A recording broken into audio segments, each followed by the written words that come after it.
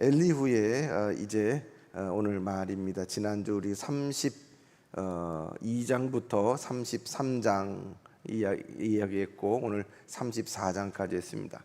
지난주 33장에서는 그래도 엘리후가 앞에 있던 그 다른 친구들과는 다르게 좀 더 그 앞에서 그 하는 많은 이야기들을 지켜보면서 입을 꼭 다물고 있었습니다.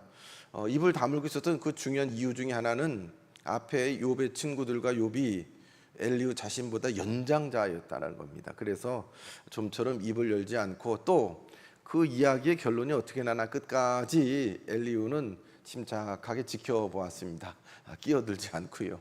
요즘에 국회에서 뭐 청문회 같은데 보면은 국회의원들끼리 막 서로 뭐 증인 놓고 말하는데 그냥 말하는데 막 끼어드니라고 말하는데 끼어들지 마세요 그러잖아요. 근데 이 엘리후는 참 그런 거 보면은 이분의 기본적인 성품이나 신앙이나 혹은 인격적인 모습이나 지식이 앞에 있는 분 못지않은 젊은 인재라는 것처럼 보여집니다. 좀 참을 때 입을 꼭 다물 때 다물고 그리고 다른 분 얘기할 때 끝까지 다 듣고, 그래서 욥의 친구들도 이제 할 말 다 하고 조용하고 욥도 탄식처럼 자기 이야기 다 하고 조용한 다음에 제가 좀 한 말씀 드리겠습니다 하고 정중하게 이야기를 하고 있는 것입니다. 그리고 자기 이야기만 일방적으로 하는 것이 아니라 앞에서 들었던 이야기를 차근차근 정리해서 당신들 친구들이 욥에 관해서 이렇게 이야기하는데 당신도 그러고 어떻게 그렇게 합니까? 하면서 이 엘리후란 사람이 앞에 있는 친구들하고 다르게 좀 더 깊이 있는 내용으로 욥에게 접근했던 것 중에 하나는 고난에 관한 문제였습니다. 우리가 지난 시간 33장에 보았습니다. 욥이 지금 고난당하긴 고난당하는데 이 고난이 반드시 유익하다. 하나님께서 고난을 통해서 당신을 성장시켜 줄 수 있는 귀한 도구가 된다. 고난을 해석을 해 주었습니다. 그러면서 오늘 이제 34장을 읽었는데 34장 쭉 읽다 보니까 여러분 어떻게 좀 내용이 좀 파악이 되세요? 좀 파악이 덜 되더라도 뒤쪽에 가니까 엘리후가 아주 격하게 말을 하지요. 뭐라고 합니까? 36절 34장 우리 36절에 보면 나는 욥이 끝까지 시험 받기를 원한다. 이는 그 대답이 악인과 같음이라. 너 말하는 게 보니까 너 아직 멀었어. 너 아직도 말하는 거 보니까 아직 멀었어. 너는 좀 더 고난을 당해야 돼. 너는 좀 더 고생을 해봐야 돼. 그렇게 말하고 있습니다. 젊은 엘리후가 연장자인 욥을 보면서 그렇게 말하고 있습니다.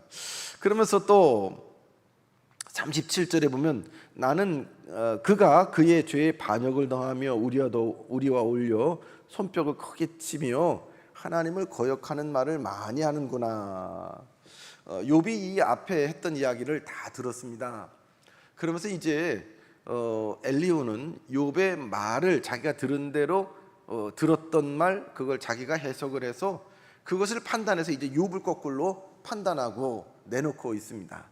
한번 욥이 했던 말을 엘리후가 듣고 오늘 다시 쏟아놓는데 그 이야기가 맞는지 한번 다시 우리도 들어볼 수 있기를 바랍니다. 1절로부터 9절은 엘리후가 욥에 관한 고소를 하고 있습니다. 그리고 10절로부터 30절까지는 하나님의 공의를 이야기해요. 하나님의 공의. 33장에서는 욥의 고난의 의미를 이야기했다라고 그러면 욥이 고난 가운데 하나님이 의로우시다면 어떻게 나을 때 이럴 수 있느냐라고 했다고 말을 하면서 하나님의 공의를 이제 엘리후가 설명을 하고 있습니다. 그럼 31절로부터 마지막 37장까지는 나름대로 엘리후가 욥을 보면서 너는 이렇게 해야 돼 라면서 자기가 판단하고 있습니다. 오늘 그 1절 2절 보면 1절에 엘리후가 말하여 이르되 지혜 있는 자들아 내 말을 들으며 지식 있는 자들은 내게 귀를 기울이라. 지혜자를 부릅니다. 지혜자. 우리 억울한 일 있을 때 옛날 분들 아이고 동네 사람들 내 말 좀 들어보세요. 아유 세상 사람들 내 말 좀 들어보세요.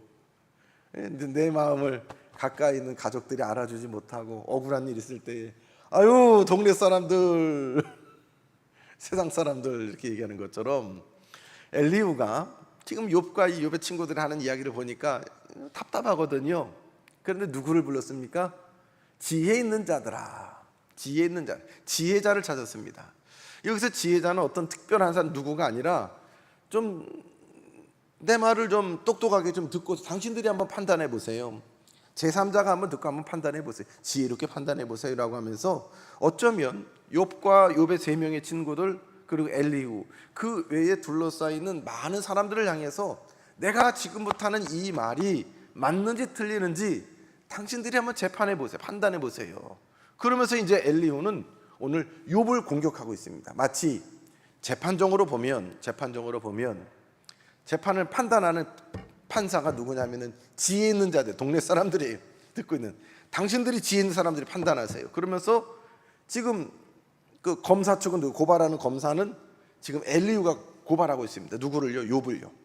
피고인 욥을 놓고서 막 공격하고 있습니다. 뭐를 공격하는가? 3절에 보면 입이 음식물 맛을 분별함 같이 귀가 말을 분별하나니 우리가 정의를 가려내고 무엇이 선한가 우리끼리 알아보자. 지금 어떤 게 정의로운지 한번 우리 같이 한번 따져봅시다 라고 이야기하고 있습니다. 입이 음식 맛을 분별하는 것처럼 귀가 말을 분별하는 것처럼 당신들 이성을 가지고 한번 이 욥이 하는 말을 내가 지금 욥의 한 말을 내가 판단할 테니까 당신들도 내 말이 옳은지 욥의 말이 옳은지 한번 판단해 보세요 라고 이야기하고 있습니다. 지금 엘리후는 욥에 무엇을 고발하고 있습니까? 첫 번째로 5절 말씀을 5절 한번 같이 읽을까요? 시작. 욥이 말하기를 내가 의로우나 하나님이 내 의를 부인하셨고. 욥이 이렇게 말했습니까? 내가 의로우나 하나님이 내 의를 부인하셨다. 6절에 보면 내가 정당함에도 거짓말장이라 하였고 나는 허물이 없으나 화살로 상처를 입었노라 하니.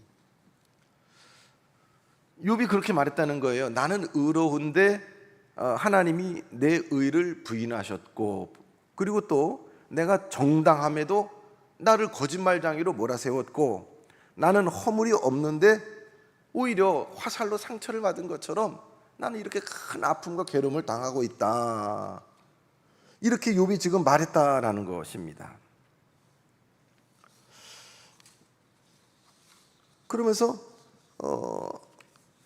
욥을 또 계속 이어서 고발하고 있습니다. 7절에 보면 어떤 사람이 욥과 같으랴 비방하기를 물 마시듯 하며 악한 일 하는 자들과 한패가 되어 악인과 함께 다니면서 이르기를 사람이 하나님을 기뻐하나 무익하다 하는구나. 그래서 욥을 인신공격하죠. 이런 욥 같은 사람이 있어. 욥을 아주 형편없게 보는 겁니다. 7절에 어떤 사람이 이 욥과 같으랴. 욥이 비방하기를, 여기서 비방하기는 어쩌면 하나님을 비방하는 것 같습니다. 비방하기를 물 마시듯 하며 악한 일을 하는 자들과 한패가 되어 악인들과 함께 다니면서 이르기를 사람이 하나님을 기뻐하나 무익하다. 이제 표현이 이렇게 했는데 사람이 하나님을 기뻐하는데 무익하다. 야, 교회 다녀봐야 소용없어. 하나님 믿어봐야 소용없어. 그렇게 떠들고 있다라는 겁니다. 근데 우리가 지금 34장까지 쭉 읽었습니다만 욥의 이런 행태를 우리가 찾아볼 수 있었습니까? 근데 지금 욥이 하는 말들 막 괴로움 가운데 하나님 내가 이만한 벌을 받을 만한 죄가 있습니까? 그 죄를 좀 가르쳐 주세요. 욥이 여러분들 지금 욥기를 성실하게 지금까지 잘 따라오신 분들은 정확하게 알 수 있어요. 욥이 하나님 앞에 몸부림친 것은 하나님을 부인한 것이 아니에요. 지금 그 친구들로부터 당하는 그 세상으로부터 하는 억울함을 하나님 앞에 고백도 했고 자꾸 회개하라고 막 몰아채우는데 없는걸요. 그만한 죄가 없다는 게 죄인이 아니라는 것이 아니라 이만한 벌을 받기에 이만한 죄가 없다라는 겁니다.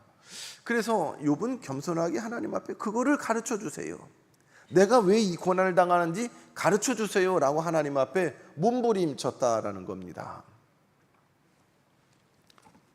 근데 지금 이 엘리후는 욥이 마치 하나님을 부인하는 것처럼 그 하나님 내가 기뻐했지만 하나님 쓸데없어, 소용없어, 밑빠진 독에 물 붓기야, 의미 없는 짓이라, 쓸데없는 짓이야 라고 말했다라는 것입니다. 지금 이 엘리후는 욥의 말 두 가지를 왜곡해가지고 이야기하고 있습니다. 5절에 내가 의로우나 하나님이 나를 부인했다 이런 얘기들.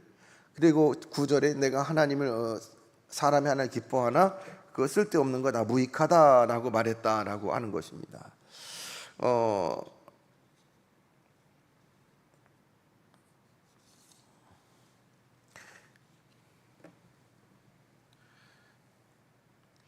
그 말은 하나님을 기쁘시게 하고 믿음으로 살고 예배하며 살아도 무익하다. 그래서 무익하다라는 말이 뭘까요? 내가 그렇게 하나님 잘 믿고 잘 살면 유익해야 되지 않겠는가? 유익. 어떤 유익이요? 나한테 덕이 있어야 되는 거야. 뭐가 잘 되는 거 아니냐? 내가 기도하면 하나님이 들어주시고, 내가 어려울 때는 하나님 나를 건져주시고, 내 편이 되어서 나를 지지해 주시고, 내가 복을 받아야 되는. 그런데 지금 욥을 보니까 이게 복이 아니라 온통 화거든요. 그래서 지금 엘리후는 나름대로 그렇게 해석을 하고 있습니다. 엘리후는 이와 같이 욥의 말을 비판하기 위해서 모든 지혜 있는 사람에게 분별하자라고 하면서 지금 이야기를 했는데,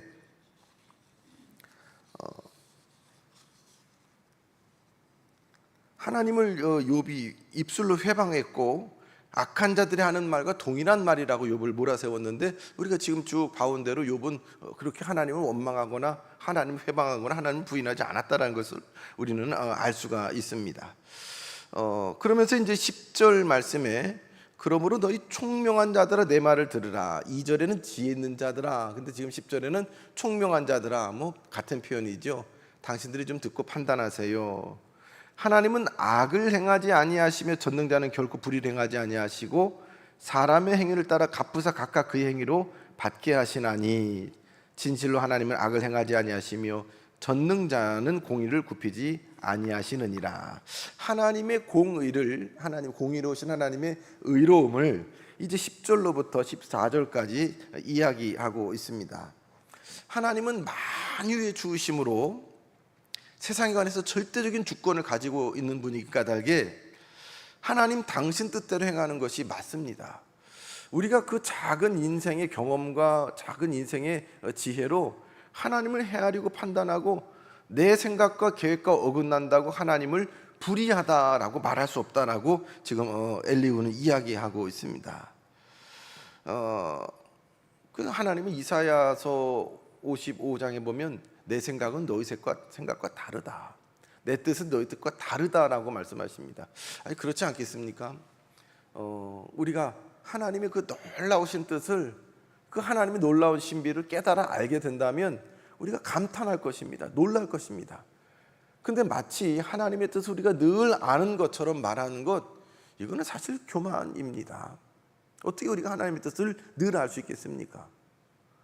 그래서 하나님은 우리에게 우리 주변에 일어나는 모든 사건들, 일들에 관해서 뭐라고 하십니까? 너는 내게 부르짖으라. 부르짖는다는 게 막 소리 질러 가면서 기도하는 것도 부르짖는 거지만, 내 앞에 펼쳐지는 모든 일에 관해서 뭐 그냥 무관심하는 것이 아니라 그것을 깊이 붙잡고 매달리고 하나님 앞에서 씨름하는 가운데에 네가 알지 못하는 크고 은밀한 일을 내게 보여주시겠다라고 말씀하십니다.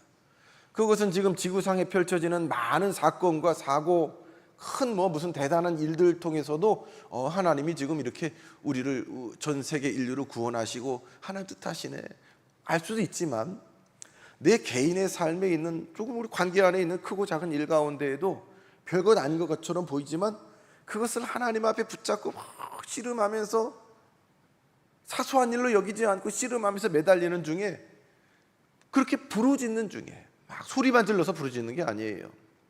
하나님 앞에 간절히 하나님, 이 사건 이 일을 통해서 우리가 그렇잖아요. 우리가 자녀를 키우는 일 가운데에도 문득 하나님 생각을 합니다.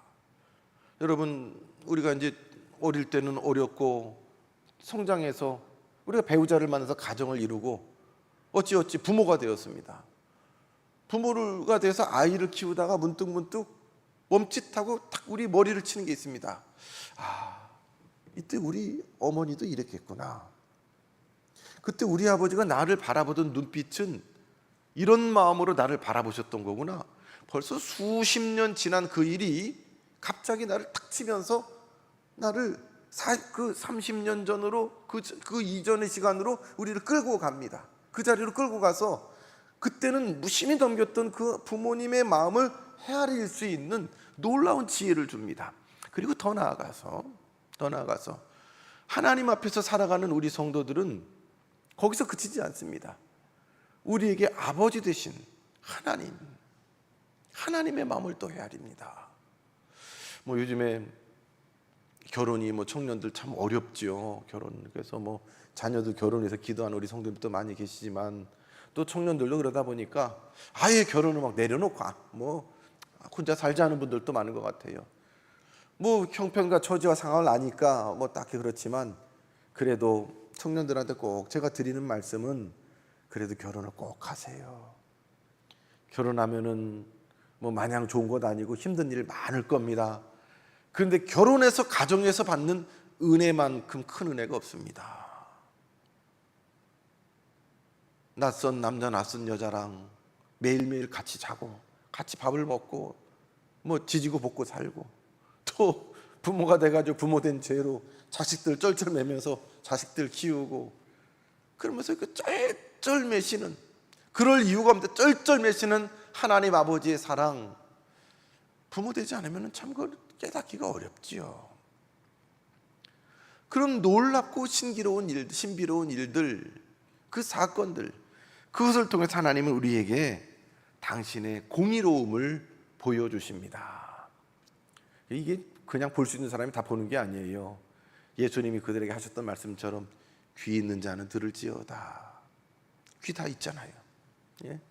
귀 다 있는데 이 귀를 가지고서 하나님의 말씀을, 하나님의 음성을, 또 이 눈을 가지고서도, 이 마음을 가지고서도 하나님 앞에 하나님의 놀라운 뜻을 바라보려고 하는 사람, 그 가운데 하나님의 놀라운 하나님의 생각들, 하나님의 비밀들을 감추어진 것들이 발견되어지는 것입니다.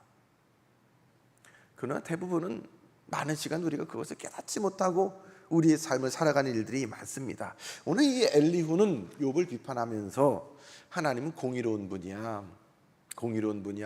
네 원하는 대로, 기도하는 대로 당장 뭐가 안 나온다고, 빨리 하나님이 몹을 안 주신다고 중내 산해하고 엎어지고 뒤집어지고 하는데, 네 그런다고 하나님 네가 다 판단받을 사람이냐? 라고 이야기하고 있는 것입니다. 말씀을 들어보면 이 이야기는 말 자체는 틀린 말이 아닌데 욥을 좀 잘못 보았지요. 엘리후가 욥을 잘못 보았습니다. 욥이 하나님의 공의를 부인한 것 아닙니다. 믿었습니다. 그래서 욥이 막 몸부림치면서 하나님 부르짖었던 그 제3자가 보기에는 제가 저 하나님 원망하는구나, 지금 실족했구나, 상처를 받았구나 싶은데 아니에요. 욥은 몸부림치면서 하나님 앞에 부르짖는 겁니다. 하나님, 이 가운데에 하나님 내가 무엇을 어떻게 하기를 원하십니까? 가르쳐 주세요. 보여주세요. 그 욥의 순전함이 그것입니다.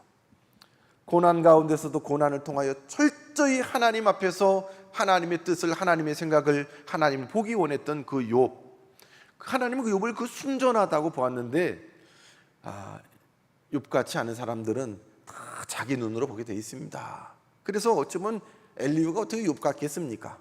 엘리후는 자기 기준으로 하나님의 공의를 네가 인정하지 않는구나 라고 판단하고 있습니다. 17절에 보면, 16절 17절에 보면 또 이렇게 말합니다. 만일 내가 총명에 있거든 이것을 들으며 내 말의 소리에 귀를 기울이라. 욥에게 직접적으로 얘기하는 것입니다. 정의를 미워하는 이시라면 어찌 그대를 다스리시겠느냐? 의롭고 전능하신 이를 그대가 정죄하겠느냐? 정의를 미워하시는 분이라면 어찌 그대를 다스리시겠느냐? 네가 나겠느냐? 지금까지 하나님이 정의로우시니까 네가 있는 거지. 그 전능하신 이를 네가 정죄하겠느냐라고 지금 이야기하고 있습니다. 피조물인 우리 인생은 어떤 경우라도 창조주이신 하나님 앞에 하나님을 원망하거나 불평하면 안 돼라고 지금 엘리후는 욥을 핀잔 주고 있습니다. 그러나 하나님께서 우리를 불공정하게 대할 것이라고 염려를 할 필요가 없는 것은, 하나님은 어찌든 공의로우시고 정의로우신 분이기 때문입니다. 눈앞에 보이는 것으로 참 실망스러울 때가 참 많아요. 무슨 소리를 듣거나 소문을 듣거나 보도를 듣거나 할 때 나라에 돌아가는 어떤 이야기들, 세상의 이야기들, 그리고 또 이제 우리 교계의 뭐 소식들 이렇게 듣게 될 때에 뭐 떴다. 참에 그냥 어떤 얘기들을 들으면 마음이 낙심이 되어서 어디 좀 대안이 있거나 또 다른 도피처가 있으면은 새로 다 그냥 처음부터 다시 시작해도 좋겠다라는 생각이 들 정도입니다. 또 다른 어떤 게 보면 교회 개혁이나 신앙 개혁, 종교 개혁도 좀 우리 안에 좀 필요할 수도 있겠다라는 생각이 뭐 늘 이렇게 끊임없이 하지만, 제가 뭐 마틴 루터나 이런 종교 개혁자들이 같은 그릇이 안 되기 까닭에 뭐 그냥 나나 잘하자 하고서 여기까지 옵니다만요. 그러나 한편으로 생각하면 내가 옳게 여기고 저 사람들 많이 잘못되고 있어. 아니 왜 교회가 저래야 돼? 아니 목회자들이 왜 저래라고 하는 그런 판단들조차도 어찌 보면 나보다도 하나님이 더 잘 아시잖아요. 하나님이 판단하시잖아요. 근데 어떤 때 문득 걱정하다 보면 하나님보다 내가 더 많이 걱정하는 건 아닐까라는 생각이 들 때가 있어요. 하나님이 다 보실 텐데, 다 아실 텐데, 그런데 뭐 땅이 꺼지게 이렇게 걱정해요. 뭐 교계 일도 그렇고 때로는 우리 성도님들에 관한 일, 교회에 관한 일들, 물론 기도도 하지만 뒤돌아서 눈에 이렇게 당장 이렇게 실망스러운 모습이 보면 이거 어떡하지? 걱정하고 있어요. 근데 걱정 자체는 의미가 없어요. 첫 번째로 하나님이 그걸 알고 계신다. 이미 알고 계신다. 뭐 그거 보고서 모른 척하고 무관심하라는 얘기가 아니에요. 바로 잘잘못을 우리 하나님의 말씀을 비춰서 견져봐야지요. 우리가 있는 자리에서 지금 이 나라의 백성이 잘 가고 있는지, 나와 내 집이 잘 가고 있는지, 우리 교회가 이 말씀을 따라 잘 가고 있는지 하나님이 주신 이성으로 우리가 판단할 수 있는 게 은사예요. 그러나 하나님의 생각보다 앞서면 안 됩니다. 망한 것처럼 절망하고 낙심하고 입술로 함부로 우리가 판단하고 입 밖에 내서도 안 됩니다. 그저 우리는 기도할 따름입니다. 그리고 마땅히 그 가운데 하나님께서 나를 향한 부르심이 있을 때에, 네가 이 일을 위해서 하나님께서 네가 나를 지금 해야 되겠다, 네가 지금 염려하는 그것을 네가 해라라고 할 때에 우리는 그 다음에는 뭐예요? 응답하는 게 중요합니다. 여러분, 우리나라에 복음을 들고 왔던 언더우드 선교사요. 언더우드 선교사가 일본 요코하마에 와서 계속 이렇게 뭐 좀 선교를 준비했는데, 언더우드 선교사가 제가 알기로는 중국인가 인도인가 들어가서 선교할, 중국 같아요. 중국 선교사로 나가는 중간기 착지로 일본을 사서 일본에서 이제 그 중국 넘어갈 것을 선교사로서 언어며 뭐며 준비하고 있었습니다. 근데 거기서 문득 이 중국에 비하면 그 당시에 조선은 너무나 변방이고 보잘것없는 나라 아니겠어요. 가난하고 땅도 좁고 인구도 얼마 없고 뭐 참 별 볼 일 없는 나라 아니겠습니까? 근데 일본 바로 옆에 있는 이 조선에 관한 이야기들이 하나 둘씩 이렇게 소식이 들어옵니다. 만주 쪽을 중심으로 해가지고 그쪽에서 온 선교사들의 복음을 받아들여서 성경이 번역돼서 복음의 역사가 일기 시작하고 뭐 어떻고 그러면서도 이 조선의 안타까운 사연들이 막 들어올 때에 이 언더우드 선교사가 일본에서 이 조선을 위한 기도를 시작합니다. 걱정합니다. 그러면서 자기인데 중국에 가야 되는데 조선 이야기를 듣고서 막 하나님, 아이고 저 조선을 어떡할까요? 저 조선을 하나님 백성들을 긍휼히 여겨 주세요. 막 기도하고, 아유 누가 가서 저 조선 사람들에게 복음을 전하고 저 사람들에게 하나님의 은혜의 말씀을 전해야 되는데 누가 갈까요? 하나님 주의 종을 보내주세요. 선교사를 보내주세요. 뭐 이러면서 기도했을 거 아니에요. 근데 어느 날 기도하는데 하나님이 딱 응답을 주시더래요. 네가 가라. 네가 가라. 자기는 하나님이 중국으로 보낸 줄 알았어요. 그래서 그것을 위해서 뭐 말도 언어도 준비하고 뭐 이것도 준비하고 했는데 옆에 있는 우연히 들은 조선에 관한 소식을 듣고 걱정돼서 기도하고, 아유 누구 갈 만한 사람 없나, 보낼 사람 없나 걱정하고 기도하는데 하나님의 음성이 너무나 선명하게 들리는 거예요. 네가 가라. 그때 좀 당황스럽겠죠. 모든 준비도 다시 해야 되는데. 근데 이 언더우드 선교사는 그 하나님의 음성을 분명히 듣고 즉시로 순종하잖아요. 응답하잖아요. 아유 뭐 아직 나는 저 조선 말도 하나도 모르고 아는 사람도 없고 뭐 핑계가 되려면 얼마나 많이 될 수 있겠습니까? 그런데 하나님이 네가 해라고 하니까 바로 아멘하고 가잖아요. 자, 말씀 읽고 좀 정리할게요. 하나님의 생각은 우리의 생각과 분명 다릅니다. 하나님은 온전히 하나님의 공의와 정의로 이 땅을 창조하신 그날부터 지금까지도 이 세상을 운영하고 있습니다. 우리가 발 딛고 살아가는 이 지구도 하나님께서 하나님의 뜻대로 운영하고 계시는 것이지요. 물론 하나님의 말씀에 견져봤을 때 이 부조리와 악과 하나님을 대적하는 온갖 음란한 것과 가증한 것들이 이 땅에 가증한 것은 분명합니다. 그리고 그것을 보고서 우리가 무관심한 것이 아니라 우리는 그것을 보면서 부르짖어야 합니다. 하나님 어떡할까요? 지금 이 땅을 어떡할까요? 이 교회를 어떡할까요? 이 백성을 어떡할까요? 부르짖는 가운데에도 우리가 믿음을 가지고 부르짖으면서 입 밖고 부정적인 말이나 부정적인 언어나 하나님이 없는 것처럼 세상 사람들의 언어를 우리 입 밖에 내서는 안 되는 것입니다. 여러분 보세요. 우리 몇 해 전에 우리 교회 표어를 예수님의 이야기로 가득한 교회가 써놨잖아요. 예수님의 이야기로 가득한 교회. 그렇지 않은다면 세상에서 사람들이 하는 얘기 고스란히 어디 유튜브에서 본 거 가지고 교회 와가지고 계속 떠들다가 어느 교회들마다 보면은 뭐 그냥 밥 먹다가들 교인들끼리 막 그 세상에 있던 얘기 가져와가지고 특히 선거철 때는 대판 싸우는 일도 많대요. 우리 교회는 그런 일이 없잖아요. 입술로 하나님이 없는 세상의 것들을 교회 가지고 와서 떠들고 말하고 갈등하고, 그것이 아니라 우리는 그것을 마음에 담아두고 뭘로요? 기도로요. 믿음으로 기도로 하나님 앞에 하나님의 온전하심과 하나님의 뜻과 공의를 믿고, 당장에 우리 눈에 보이지 않고 우리 생각으로 판단으로 그것이 염려가 되지만 하나님이 하실 것을 굳게 믿고 우리는 뭘로요? 기도로 주님 믿습니다. 은혜 주실 것을 믿습니다. 나는 보이지 못 봅니다. 아직 내가 아직 깨닫지 못했습니다. 그러나 이 모든 여정이 온전히 기도하는 주의 백성들을 통하여 하나님께서 하나님 뜻대로 이루어 주실 것을, 세워 주실 것을 믿습니다. 이 교회예요. 이 교회예요. 지금 엘리후는 욥을 이렇게 이야기하고 있습니다. 네가 이거 뭐 하나님이 없는 것처럼 이렇게 얘기했는데, 근데 죄송합니다. 엘리후는 욥을 좀 잘못 봤지요. 잘못 봤습니다.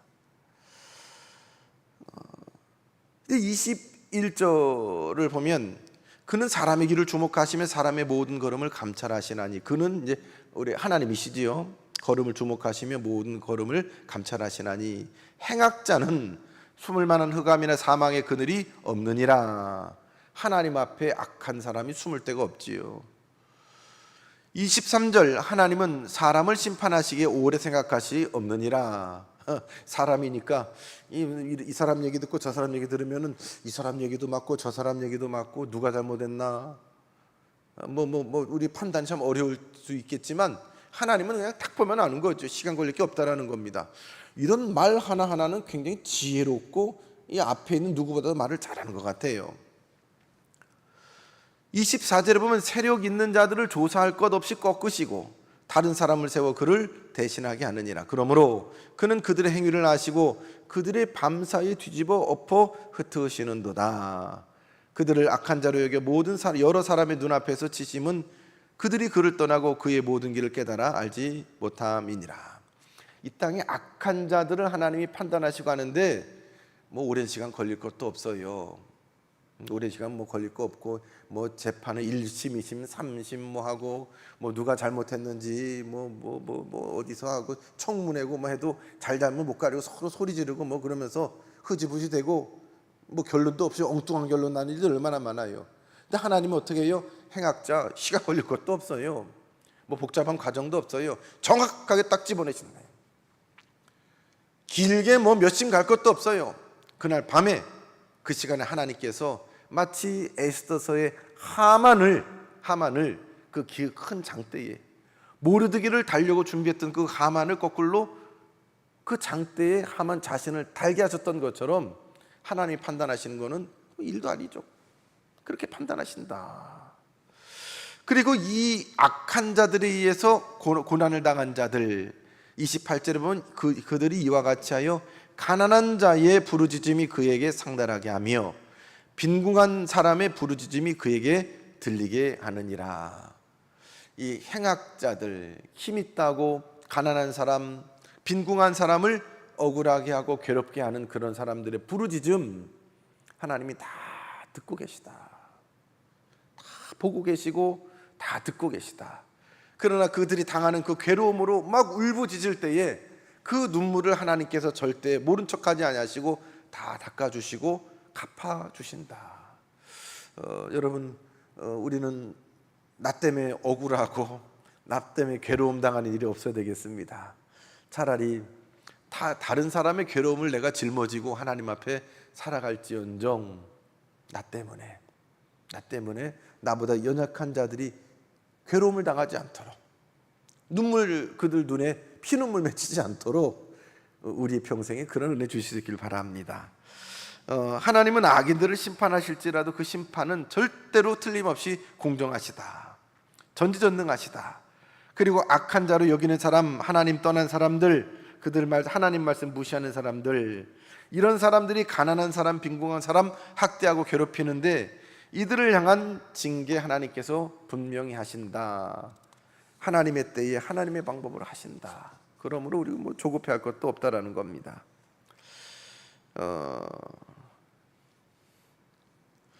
29절에 보면 29절 30절 한번 같이 한번 읽을까? 29절 30절 시작. 주께서 침묵하신다고 누가 그를 정죄하며 그가 얼굴을 가리신다면 누가 그를 배울 수 있으랴.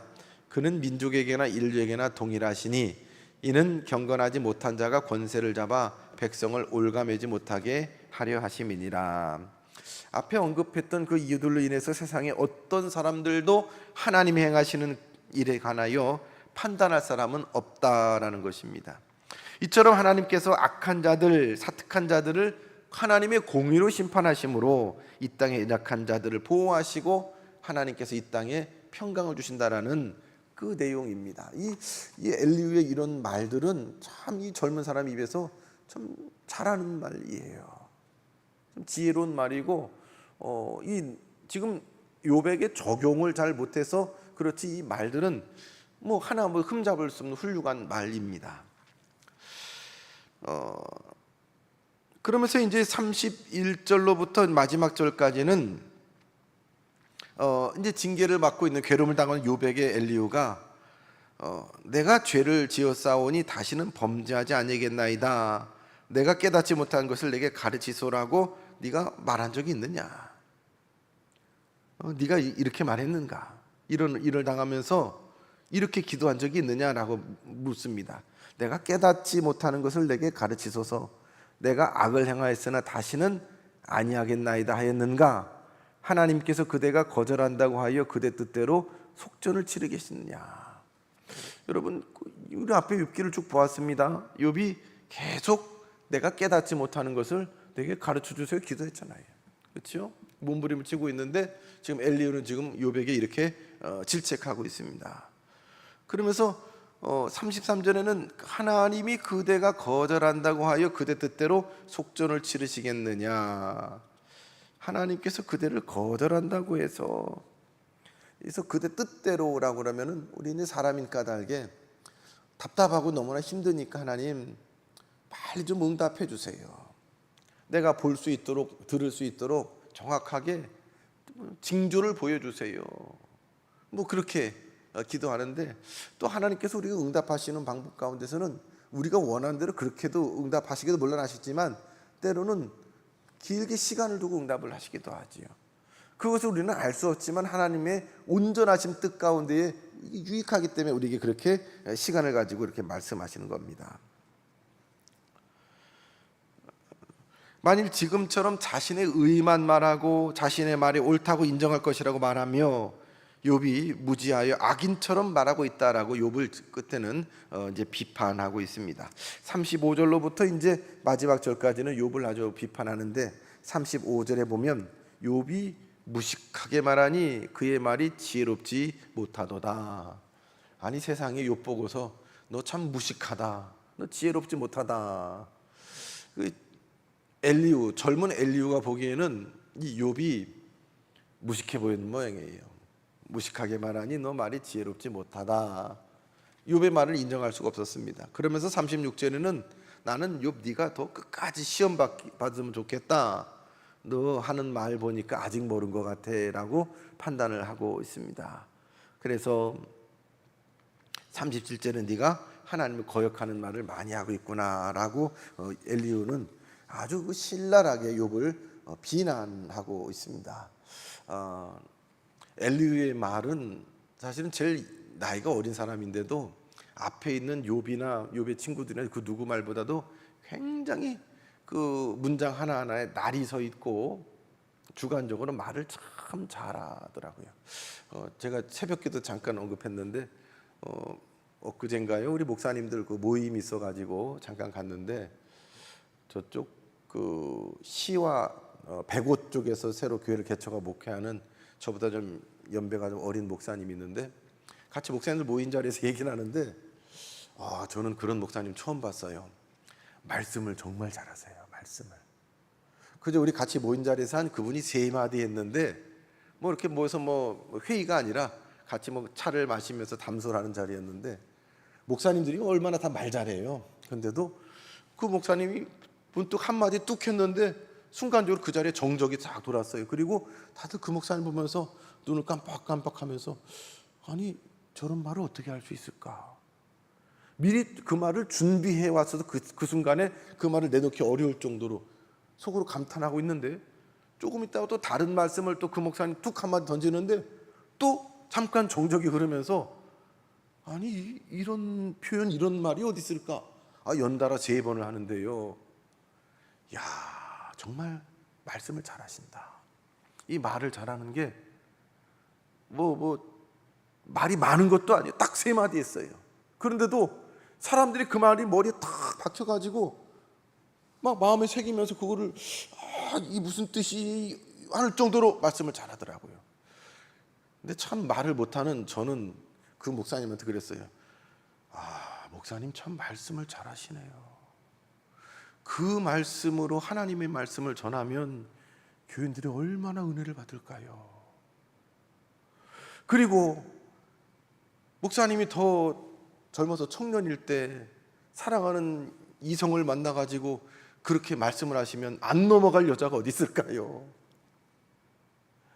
또 다른 목적이 있어서 사람을 마음을 뺏으려고 하면 당신 말에 안 넘어갈 사람이 어디 있을까요? 말을 잘하는 거는요 사실은 위험해요.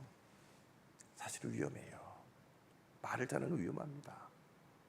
말이 많은 것도 조심해야 되겠지만 말을 잘하는 것, 말 한마디로 그냥 다 여러분 사기꾼들이 제일 큰 은사는 말 잘하는 거예요. 말 잘하는 거예요. 꼼짝없이 속게 하거든요. 근데 그 말을 잘한다라는 것은 어찌 보면 지금 엘리후가 말 잘하는 거 하면서 이 얘기를 하는데 말을 잘하는 것, 사람의 마음을 뺏고 자기 뜻대로 사람 움직이는 것이 말을 잘하는 것이 아니라 그 입에 어떤 언어를 담고 있느냐, 누구의 언어, 어디서부터 오는 언어를 담고 있느냐. 자기의 사사로운 욕심을 가지고 그 자기의 말을 사용한다라고 그러면 다른 사람을 빼앗을 것입니다. 자기가 원하는 대로 그 어떤 것들을 얻어낼 것입니다. 끌어낼 것입니다. 그러나 정말 하나님 앞에 우리가 구할 것은 그런 어떤 언어보다도 하나님의 언어, 하나님의 생각, 하나님의 뜻을 우리가 깨달아 알아서 그 말씀을, 여러분 에레미야 말처럼 나는 아이라 말할 줄 모릅니다. 나는 말 잘 못하는 사람입니다. 모세도 나는 입이 둔하고 혀가 굳어가지고 말 잘 못합니다. 그럴 때 하나님이 이분들을 보고 너 말 잘해서 내가 너 부르는 줄 알아? 그러지 않으셨잖아요. 내 말을 너의 입에 주겠다라는 거예요. 내 말을. 엘리후는 지금 말을 참 잘하는 사람입니다. 누가 들어도 뭐 사람의 마음을 뺏을 만한 그런 일입니다. 그런데 딱 오늘 34장에 보면 욥의 상황을 정확하게 제대로 꿰뚫어 보지 못했습니다. 주관적으로 자기 주관으로 바라보았고 더 나아가 하나님께서 이 욥에게 허락하신 이 큰 고난의 것들을 욥도 아직 발견을 못했습니다. 하물며 옆에 있는 엘리후가 이거를 발견했을 리가 만무하죠. 충분히 엘리후도 다른 친구처럼 욥의 고난당한 욥의 행동을 오해할 수 있습니다. 그럴 때에 우리가 이 옆에 있는 엘리후라면 우리는 어떻게 했을까요? 사실은 말보다 필요한 것은 기도입니다. 사람을 향해서 너 뭐 이렇게 해 뭐 하고서 하는 것보다는 중보 기도입니다. 내가 뭐 억지로 생각으로 이 사람의 문제를 풀어주고, 그보다는 하나님 앞에 이 사람에서 기도하는 것, 하나님의 말을, 하나님의 뜻을 이 사람이 밝히 들을 수 있도록, 욥이 밝히 들을 수 있도록 하나님 저의 귀를 열어주시고 눈을 열어주시고 하나님의 음성이 밝히 들릴 수 있도록 은혜 주세요. 결국은 이제 엘리후도 물론 뒤에 가서 다른 친구들처럼 책망을 받지는 않았지만 하나님의 말씀으로 욥에게 전달하는 데는 하나님의 통로가 되지 못했다. 이게 참 안타까운 얘기입니다. 시간이 다 됐습니다만 말씀을 정리합니다. 이 땅 살면서 우리 말 잘하는 것, 말로 사람을 복돋아주고 세우고 온전케 하는 것, 이거 우리가 기도하면서 하나님 앞에 간구해야 될, 받아야 될 은사입니다. 이 자리에서 예배한 우리 모든 성도들 가운데 이 말의 은사를 하나님께 주시기를 주님의 이름으로 축복합니다. 말을 막 이상하게 하는 분들도 얼마나 많아요. 여러분 그런 분들에서 기도하세요. 그러나 어떤 좋은 말보다도 더 귀한 말은 하나님의 말로 전하는 겁니다. 하나님의 말로, 하나님의 말씀을 왜곡하지 말고 내가 하나님의 말씀의 통로로 살아가는 중에 나를 통해서 하나님이 말씀하실 때에, 민수기에 보면 발람이라는 엉뚱한 선지자가 잘못된 길을 가고 있을 때에 나귀가 그 길 안 가고 딱 버티잖아요. 그랬더니 이 발람 선지자가 나귀를 막 때려요. 그러니까 나귀가 막 얻어맞다가 맞다가 너무 아팠는지 말을 하죠. 사람한테 말을 하죠. 왜 때려? 이러면서 왜 때려? 저기 지금 하나님의 사자가 못 가게 딱 막고 있는데 그것도 못 보는 미련한 인간아, 나만 왜 때려? 짐승이 보는 걸 사람이 못 봐요. 여러분 하나님의 뜻, 하나님의 계획, 하나님이 하시는 그 일에 온전히 집중되어 있고 부르짖는 사람, 그 사람이 이 세상에 하나님의 언어를 떨어뜨릴 수 있는, 응답할 수 있는 그런 사람일 것입니다. 저 여러분 가운데 그 사명 감당하는 우리 모두가 되길 주님의 이름으로 축복합니다. 하나님의 말씀을, 하나님의 생각을 우리에게 허락하여 주셔서 하나님의 말씀 그대로, 하나님의 생각 그대로 선포하게 하시고 그것으로 죽어가는 이들을 살리게 하시고 하나님의 말씀을, 생명의 능력을 경험하는 우리 모두가 되게 하시옵소서. 이 나라를 향한 하나님의 뜻과 계획이 있는 줄로 믿습니다. 우리 교회를 향한 하나님의 놀라우신 섭리와 뜻이 있는 줄로 믿습니다. 주여 말씀하옵소서. 우리가 듣겠나이다. 부르짖어 간구하오니 곤고한 자들을 향한 하나님의 온전하신 뜻을 우리가 중보하며 기도할 때에 그 뜻을 밝히 보여주시옵소서. 예수님 이름으로 기도드리옵나이다. 아멘. 481장으로 찬송하십니다. 첫 절과 마지막 절 찬송하십시다.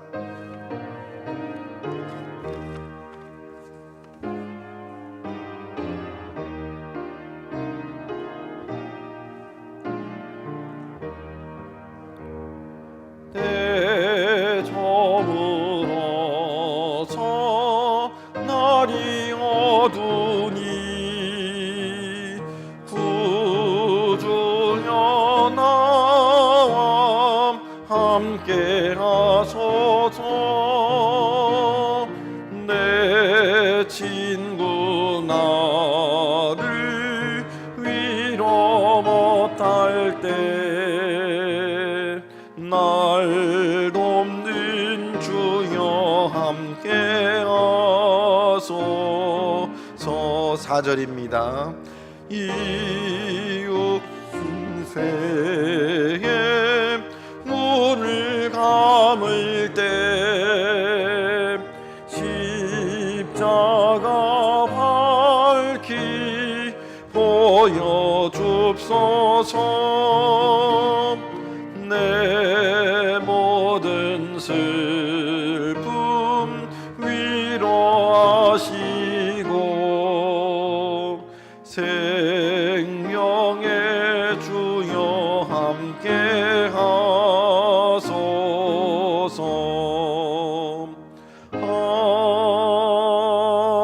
아멘. 이제는 우리 주 예수 그리스도의 크신 은혜와 하나님 아버지의 사랑하심과 성령님의 교통하심이 이 삼일저녁 주님 앞에 나와 마음을 쏟아놓으며 주의 말씀을 마음에 새기고 세상으로 가정으로 나가는 낙원의 모든 성도들 위에와 흩어져 예배하는 주의 백성들 위에 사랑하는 조국 대한민국과 북한 동포 성도들 위에 이제로부터 영원토록 함께하옵시기를 간절히 축원하옵나이다. 아멘.